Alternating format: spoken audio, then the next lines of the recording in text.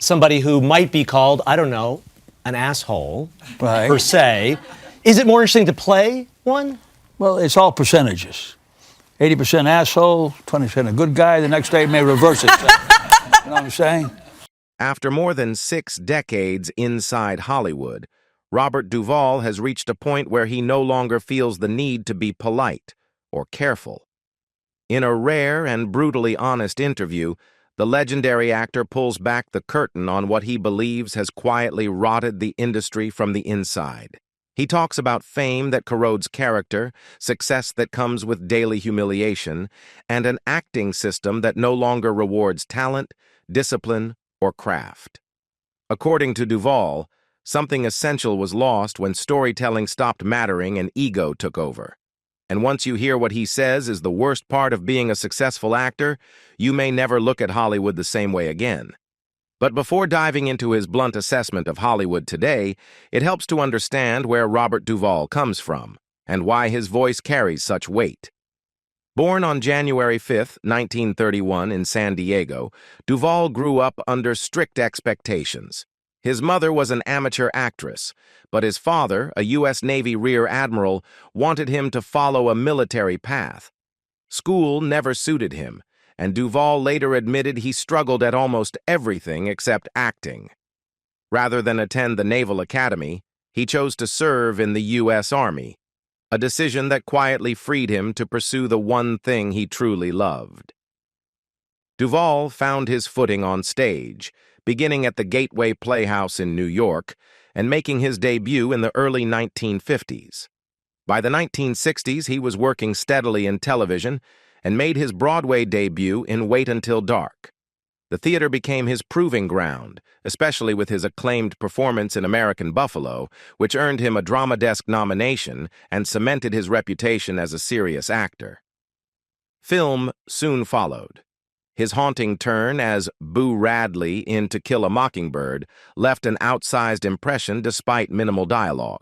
Throughout the 1960s and 70s, he built an extraordinary resume with films like Bullet, True Grit, MASH, and THX 1138. Trained at the Actors Studio, Duvall often points to Tomorrow as the role closest to his heart, a reflection of his devotion to honest, character-driven storytelling. That lifelong commitment culminated in 1983 with Tender Mercies. Playing a broken country singer searching for redemption, Duvall delivered a performance defined by restraint, depth, and emotional truth. The Academy Award that followed wasn't just recognition, it was proof that his career had been built on craft, not shortcuts. But Duvall's journey was far from finished. By then, Robert Duvall had already delivered some of the most enduring performances in film history. As Tom Hagen in The Godfather, he brought quiet authority and intelligence to the Corleone family's inner circle, earning his first Oscar nomination. He followed that with Apocalypse Now, where his fearless Lieutenant Colonel Kilgore and the unforgettable Napalm line secured another nomination and sealed his place in cinema lore. That same year, his raw portrayal of a harsh military father in The Great Santini earned him yet another Oscar nod. His ambitions went beyond acting. In The Apostle, Duvall not only starred as a flawed preacher, but also wrote, directed, and produced the film, earning critical praise and another Academy Award nomination. He continued to draw Oscar attention with sharply defined roles in A Civil Action and later The Judge, where he played a formidable father locked in a painful conflict with his son. Yet Duvall's legacy isn't measured only in awards. He returned to Tom Hagen in The Godfather Part 2, appeared in classics like The Conversation and Network, and delivered memorable turns in The Natural, Days of Thunder, Falling Down, and The Paper. Even in later years, his presence remained commanding, with acclaimed performances in Sling Blade, Open Range, Crazy Heart, Get Low, Jack Reacher, and Widows. Age never slowed him down. It only deepened the weight and truth he brought to every role. A major turning point came in 2007 with the AMC miniseries Broken Trail. In the role of Prentice Print Ritter, Robert Duvall played a weathered cowboy escorting Chinese girls across a brutal American frontier. The performance was restrained, aching, and deeply human, less a performance than a transformation. Duvall conveyed the quiet pain of a man shaped by violence and regret, and the result resonated strongly with audiences and critics alike. He won the Primetime Emmy Award for Outstanding Lead Actor, while Broken Trail itself took home the Emmy for Outstanding Limited Series, reaffirming that Duvall's power extended well beyond film. Those wins weren't just late career honors, they were proof of his lasting range. Decades into his career, Duvall showed he could still reach new emotional depths and command television with the same authority he brought to cinema. Broken Trail became another pillar in a legacy defined by endurance and truth. Off-screen, his personal life carried its own quiet weight. Duvall was married 4 times and never had children, something he spoke about with rare bluntness. In 2007, he admitted that fatherhood simply never happened for him, despite years of hoping it might. His first marriage began in the early 1960s to Barbara Benjamin, whom he met during To Kill a Mockingbird. They married in 1964 and divorced in 1975 after more than a decade together. In 1982, he married actress Gail Youngs, briefly finding himself part of a larger Hollywood family. But the pressures of the industry took their toll, and the marriage ended in 1986. But Duvall didn't stop believing in love. In 1991, Robert Duvall married dancer Sharon Brophy, whose energy matched his own passion, but the marriage ended in 1995. A decade later, his life shifted in a quieter, almost accidental way when he met Luciana Pedraza. As Duvall later joked, a closed flower shop led him to a bakery, and to her. They married in 2005, beginning a partnership that felt less like chance and more like fate. Despite a 41-year age gap, their bond proved enduring. Remarkably, they shared the same birthday, January 5th, and had been together since the late 1990s. Their relationship blended love and creativity, most notably in Assassination Tango, a film Duvall directed, produced, and starred in alongside Luciana.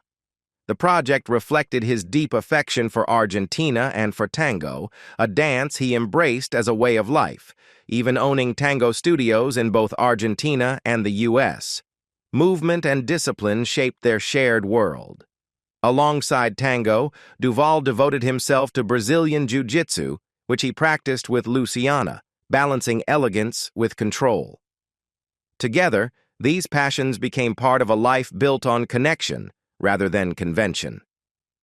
Beyond art, Duvall was never shy about his political views. Often described as libertarian-leaning or conservative, he believed strongly in personal freedom and limited government.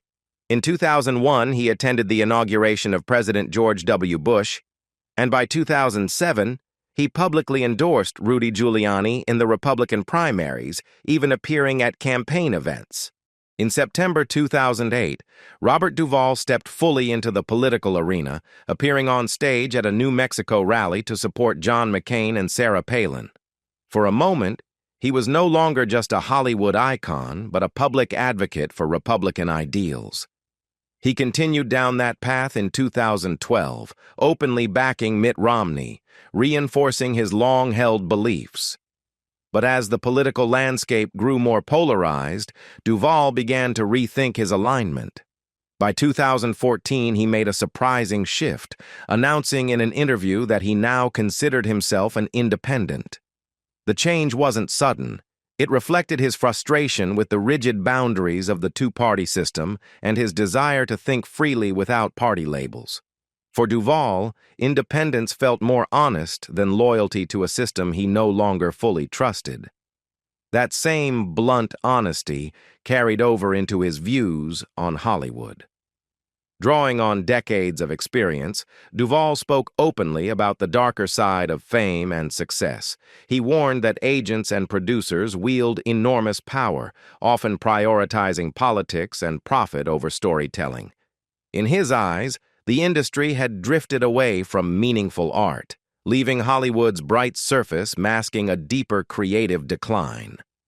In a candid interview, Robert Duvall made it clear that his patience with Hollywood politics had run out.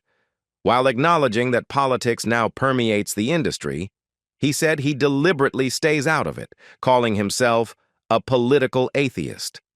To Duvall, the constant arguing and posturing had become a distraction from what truly mattered: acting, craft, and storytelling. His concern went deeper than politics alone. Duvall spoke bluntly about the pressure to conform, noting that many people in Hollywood feel forced to adopt certain views simply to remain accepted or employed. He described an environment where thinking differently can quietly push someone to the margins, a shift he finds deeply troubling.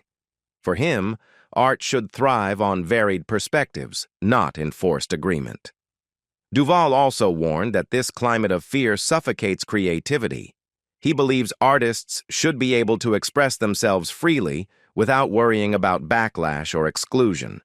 When dissent is punished, he argued, genuine expression disappears, and with it, the soul of filmmaking. Equally frustrating to him was Hollywood's growing obsession with image and marketability over talent. Duvall lamented that real acting and meaningful stories are being overshadowed by hype and surface appeal. He recalled an era when filmmakers took risks and told stories with emotional weight, films that lingered long after the credits rolled. Trends and popularity never interested him. In the end, Duvall said he only cared about making honest films, regardless of who was considered in or out. He believed the soul of filmmaking should always belong to the story, not to trends, popularity, or the need to stay in favor. Robert Duvall often spoke about his disappointment with how Hollywood had changed, arguing that too many people were focused on fitting in rather than telling honest, emotionally grounded stories. In his view, fear of offending others and chasing approval had slowly drained films of their power. For Duvall, movies were meant to move audiences, challenge them, and leave them thinking, not simply satisfy social checklists. That conviction hardened after a public dispute in 2004, when he criticized Steven Spielberg during an interview on 60 Minutes. The tension stemmed from Spielberg's 2002 visit to Cuba, which Duvall strongly opposed. He said plainly that he would never work with Spielberg or DreamWorks again. The break wasn't about ego or career strategy. It was about principle.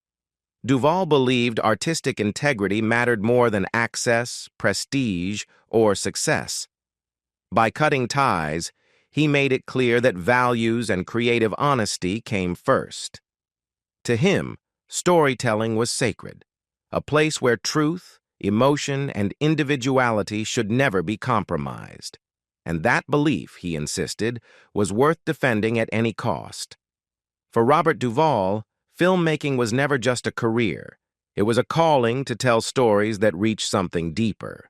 In an industry he increasingly saw as shallow, his devotion to authenticity set him apart. That mindset lay at the heart of his clash with Steven Spielberg, whose blockbuster-driven vision of cinema represented everything Duvall felt Hollywood was drifting toward. Spielberg reshaped modern film with massive hits built on spectacle and scale, but Duvall viewed that era as a turning point away from character and emotional truth. To him, movies overloaded with effects risked sidelining the actor and reducing storytelling to visual noise. He gravitated instead toward smaller, more intimate films, projects where performance and human complexity carried the weight, not explosions or CGI. Duvall believed cinema's real power lay in its ability to move audiences emotionally and linger long after the screen went dark. As budgets grew and visuals took center stage, he worried that Hollywood was forgetting what made movies meaningful in the first place. That same insistence on respect and principle surfaced again with The Godfather Part 3. Despite the legacy of the franchise, Duvall refused to return, feeling undervalued and sidelined behind the scenes. The decision stunned fans, but for him it was simple. No role, no matter how famous, was worth compromising his sense of worth or his belief in what storytelling should be. For Robert Duvall, the real problem with The Godfather Part 3 had little to do with the script or the character. It came down to respect. When negotiations began, Duvall learned that Al Pacino, his longtime co-star, had been offered a far higher salary. Duvall, whose Tom Hagen was a cornerstone of the first two films, was offered significantly less. To him, the issue wasn't greed, but fairness. He believed his contribution to the saga warranted equal treatment, and the studio's refusal to meet him halfway felt dismissive. When it became clear they would not reconsider, Duvall chose to walk away rather than accept terms he saw as disrespectful. The studio moved forward without him, writing Tom Hagen out of the story entirely. When the film was released, many viewers sensed the absence of something essential. Over time, Duvall's decision became a rare example of an actor standing firm against the system. He gave up a place in one of cinema's most famous franchises, not for leverage or headlines, but to uphold a principle, proving that, for him, integrity mattered more than legacy. Robert Duvall worked with many of cinema's greatest directors, but one name he consistently avoided was Stanley Kubrick. Kubrick's films, such as 2001, A Space Odyssey, A Clockwork Orange, and Eyes Wide Shut, were celebrated for their precision and ambition. Yet behind the camera, his methods were notorious, and for Duvall, they crossed a line. Kubrick was known for pushing actors to extremes, a reputation cemented during the filming of The Shining. On that set, Shelley Duvall was subjected to endless takes and intense emotional strain, leaving her exhausted both physically and mentally. The experience became one of Hollywood's most troubling behind-the-scenes stories. For Robert Duvall, this approach was unacceptable. In 2010, he openly criticized Kubrick, calling him an actor's enemy, arguing that such treatment stripped performers of genuine emotion rather than enhancing it. To Duvall, no level of visual perfection justified breaking an actor's spirit. His stance underscored a belief he held throughout his career. The true heart of cinema lives in the performance, and that should never be sacrificed for control or spectacle. The question now isn't whether Hollywood is changing, it's whether it can find its way back. Do you agree with Duvall's view that Hollywood has lost its soul, or do you think this is just the evolution of the industry? Let us know your thoughts in the comments below. And if you want more deep dives into untold truths, hard opinions, and legendary voices like Robert Duvall, make sure to like this video and subscribe to the channel.